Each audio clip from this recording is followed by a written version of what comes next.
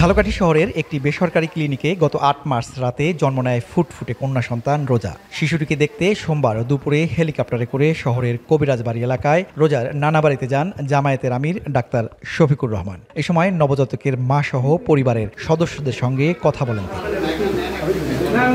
গেল জুলাই ছাত্র জনতার গণ অভ্যুত্থানে শহীদ হন শিশুটির বাবা সেলিম তালুকদার। অন্তঃসত্ত্বা অবস্থায় স্বামীহারা হন নবজাতকের মা সুমি আক্তার। অভিভাবকহীন পরিবারটির পাশে দাঁড়িয়েছেন জামায়াতের আমির। নবজাতকের নাম দিয়েছেন সায়মা সেলিম রোজা। দায়িত্ব নেন শিশুটির ভবিষ্যৎ প্রতিপালনেরও। এর আগে পরিবারটিকে 2 লাখ টাকার অর্থ সহায়তা দেয় জামায়াতে ইসলামী।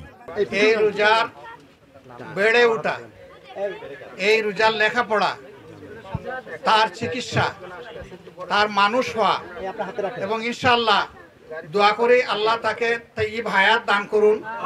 তার বিবাহ শাদী পর্যন্ত আমাদের হাতে হবে ইনশাআল্লাহ। এই বাংলাদেশ এমনই হবে, প্রত্যেকটা মানুষের দুঃখে সাড়া দেবে এবং প্রথম সাড়া দেওয়ার দায়িত্ব থাকবে সরকারের। শিশু রোজার পাশে থাকার প্রতিশ্রুতিতে কৃতজ্ঞতার কথা জানান শহীদ সেলিম তালুকদারের পরিবার।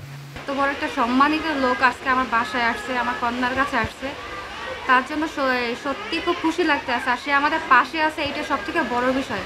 একটা ভালো কাজের জন্য সে জীবন দিচ্ছে, এই জন্য আমি গর্বিত। তার কাছে আমরা কৃতজ্ঞ এবং তিনি আমাদের আশ্বাস দিচ্ছে যে তিনি সবসময় আমার বাগ্নির রোজা সাথে সবসময় থাকবেন।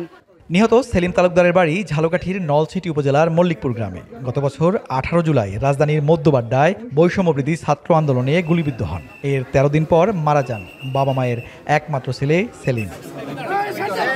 আল আমিন তালুকদার, এখন ঝালকাঠি।